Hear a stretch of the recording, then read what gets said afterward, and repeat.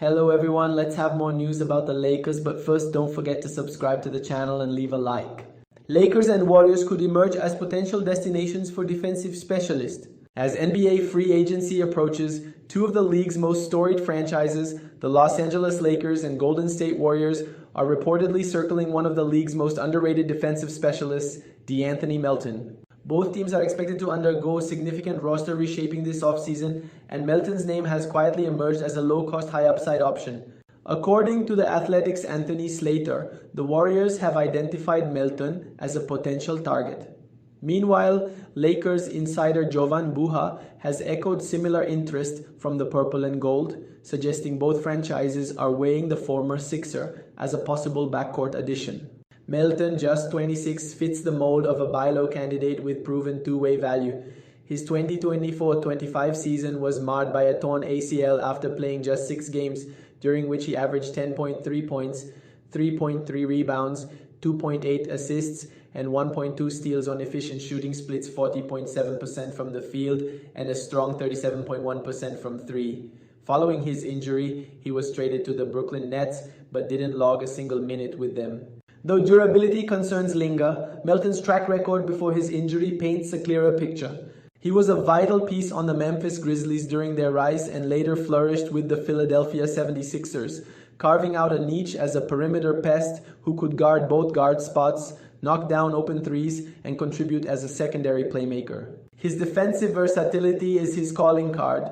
Melton routinely guarded the opposing team's best perimeter threat, and his quick hands and off-ball awareness made him a disruptive force. For teams like the Lakers and Warriors, both of whom struggled on the defensive end against quicker guards in the 2025 playoffs, adding a player like Melton is as much about fixing a structural weakness as it is about rounding out their rotations. Financially, Melton earned over $12 million last season, but is expected to command a far smaller deal this time around due to his injury and lack of availability. League insiders suggest he may sign a short-term prove-it deal 1 or 2 years in length in hopes of rebuilding his market value before hitting free agency again in his late 20s. That could be ideal for contenders like the Lakers and Warriors. Both teams are capped out, but either could squeeze Melton into their plans using part of their mid-level exception or a veteran minimum deal with incentives. For Golden State, he'd fit nicely alongside Stephen Curry and potentially replace some of the defensive energy lost in recent years. For the Lakers, Melton could slide into a crucial bench role or even start alongside Luka Doncic and LeBron James, giving JJ Redick a much-needed perimeter stopper. With the market for elite defense at a premium, DeAnthony Melton could be one of the smartest signings of the summer.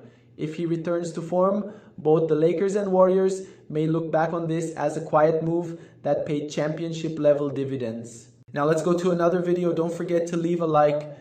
But first, I'm going to refresh your memory about Steve Kerr. A couple of days ago, he gave an interview basically saying why he can't win with Jonathan Kuminga on the team.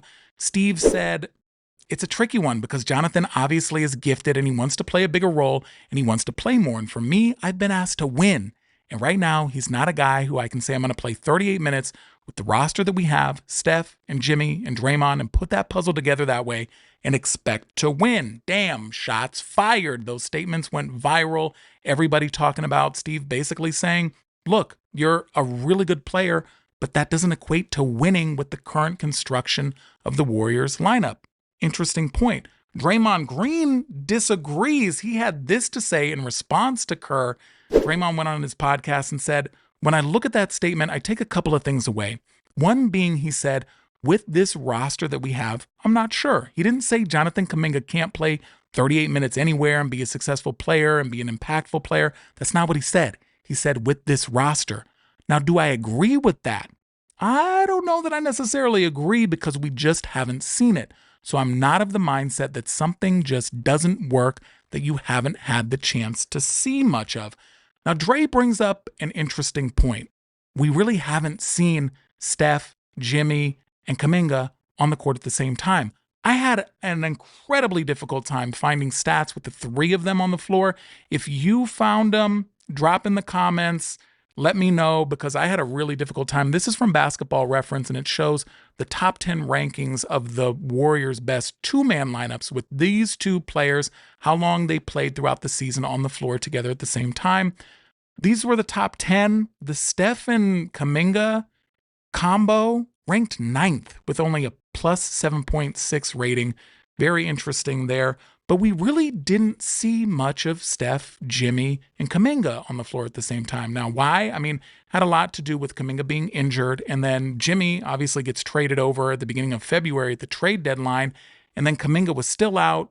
Jimmy comes in, the Warriors are rolling. Steve Kerr has a difficult time integrating Kuminga back into the lineup, but the excuse all along the way from Steve Kerr had been that, look, Kuminga just doesn't work on the court with Jimmy. And we did see some limited instances of that, but we didn't really get to see it with all three of them.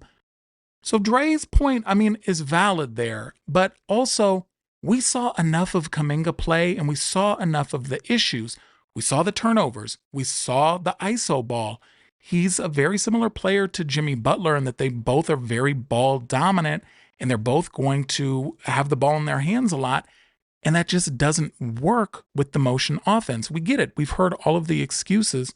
But now this is affecting the Warriors as a team. And now we're starting to get headlines out that the Warriors back themselves into a corner after Kerr and Draymond's recent comments here. Because now league sources are looking at this and they're saying, look, Steve Kerr is telling us they don't want this guy on the team. Why would we give up major assets to acquire him in a sign and trade? And the Warriors, in my belief at this point, all the writings on the wall says they don't want him back. They want to get a different piece that fits with their team, but they're shooting themselves in the foot here. This is the time of the year when you're supposed to be getting leverage, and the Warriors aren't getting that with Steve Kerr going out and publicly trashing Kuminga. If you want to get something good in return for him, you go out and you say, hey, look what he did in the Minnesota series. My God, he came out, scored 30 points one game, 24 in the elimination game. Look at all the spectacular plays. You did see a little bit of Mike Dunleavy Jr. coming out in his exit interview, the Warriors GM, and he said that he did want Kuminga back on the team, that they were looking to re-sign him. I think that's a lie, but he had to say it because it gives him leverage if it seems as if the Warriors want to retain him. Nobody believes they want to retain him at this point. And so now you're seeing all of this coming out where league sources are saying that, teams that have interest in signing Kuminga despite limited cap space will likely call the Warriors to negotiate a sign and trade, but that inherently would give the Warriors some degree of bargaining power. But teams are now aware of exactly how Steve Kerr feels about Kuminga, and under those circumstances, they're finding it more difficult to imagine the general managers would acquiesce to the Warriors' potential desired return for Kuminga. So now they're shooting themselves in the foot by talking about this publicly. I don't care if you think he fits with the team right now, Steve Kerr. Just shut up. Stop saying anything. Don't ruin the sign and trade value. That's the only thing that we have left here. It's clear you're not going to re-sign him and work him into the system. I do think that that's the best move for the Warriors, is getting a good piece that does fit into the system. It's the best way to win a championship now. We're going to worry about the future when we get there, but just shut up. Stop talking, because now we're seeing reports like this coming out that the Kings should steal Kuminga while the Warriors keep underrating his potential. There's a rumored deal that the Kings are trying to put together, DeMar DeRozan for Jonathan Kuminga. Look, that is not enough value for Kuminga.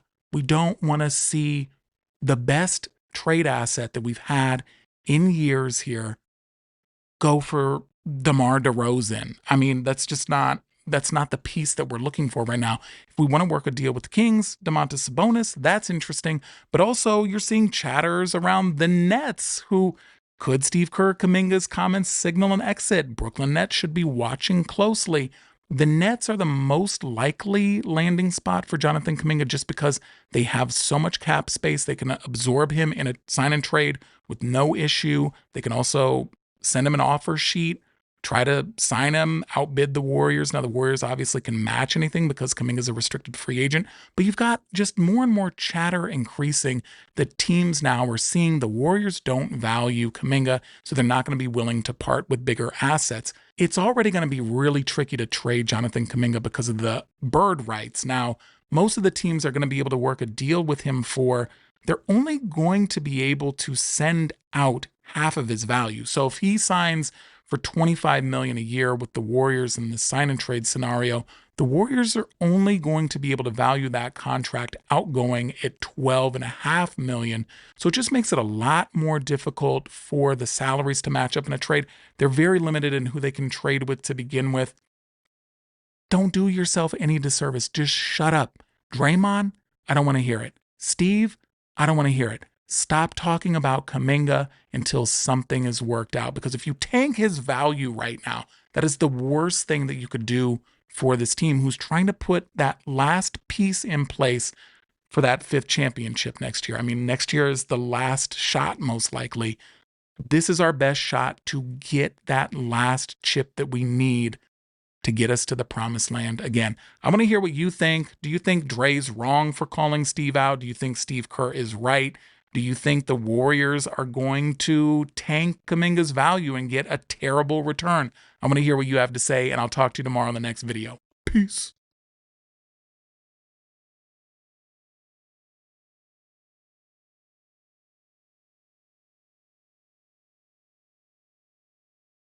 Golden State Warriors projected to make shocking trade with Dallas Mavericks.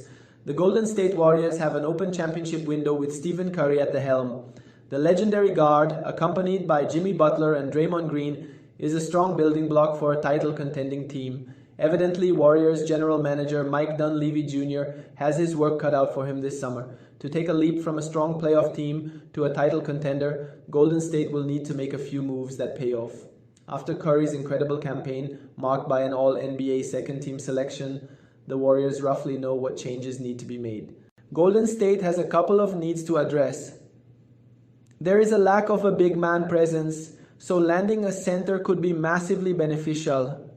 On top of that, there was a lack of floor spacing on the hardwood, which makes it more difficult for Curry, Butler, and Green to create clutch points. Jed Pagaduan has a fix for the floor spacing issue. The Warriors, in this hypothetical, strike a deal with the Dallas Mavericks to see Klay Thompson return to the Bay Area. They trade Moses Moody and Gui Santos in this hypothetical, returning just Thompson. Klay Thompson may not be the player he once was, and he's had his fair share of playoff stinkers over the past few years. But if the Warriors were to make another deep playoff run, it's only right that Thompson be a part of it, Pagaduan writes. In a return to the Warriors, Thompson would be a 3rd or 4th option, with Curry and Butler leading the way. While Moody did struggle in the postseason, he was battling an injury that required surgery after the season. Following the trade deadline, when the team added Butler, he was superb in the starting lineup. And you, fan, what do you think about Klay Thompson's situation? Leave your opinion in the comments.